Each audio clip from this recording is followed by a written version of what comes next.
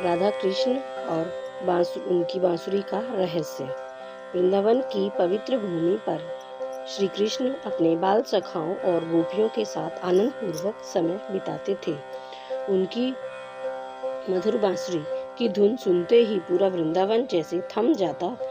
यमुना की लहरें धीमी हो जाती, पेड़ पौधे झूमने लगते और पक्षी चहचहाना बंद कर देते। सबसे अधिक उस धुन में खो जाने वाली थी राधा। कृष्ण की बांसुरी सुनते ही उनका मन भक्ति और प्रेम में डूब जाता था। एक दिन राधा जी ने मुस्कुराते हुए कृष्ण से कहा, कान्हा, तुम आपकी बांसुरी में ऐसा कौन सा जादू है कि सब कुछ आपकी ओर खिंचा चला आता है। कृष्ण ने प्रेम से बांसुरी राधा को देते हुए कहा, राधे, इसमें कोई जादू नहीं है,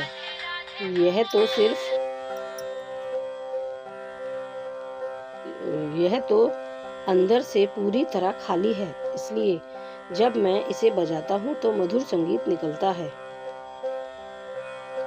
राधा जी ने आश्चर्य से पूछा, खाली होने से संगीत कैसे निकलता है?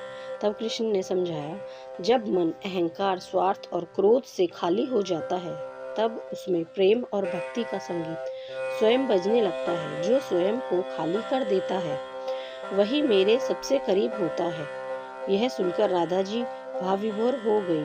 उन्हें समझ आ गया कि कृष्ण का संदेश केवल शब्द नहीं बल्कि जीवन का सत्य है।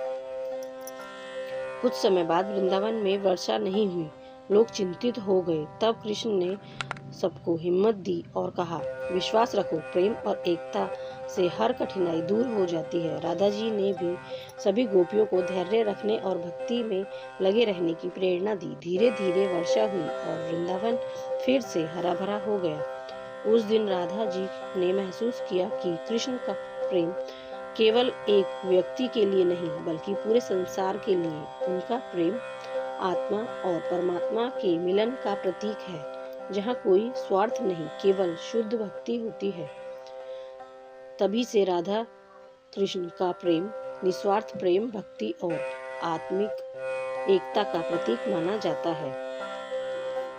सच्चा प्रेम अहंकार से मुक्त होता है। खाली मन में ही प्रेम और भक्ति का संगीत बजता है। विश्वास और एकता से कठिनाइयां दूर होती हैं। ऐसी ही भक्ति भाव में कहानियों को सुनने के लिए हमारे चैनल को सब्सक्राइब करें। धन्यवाद।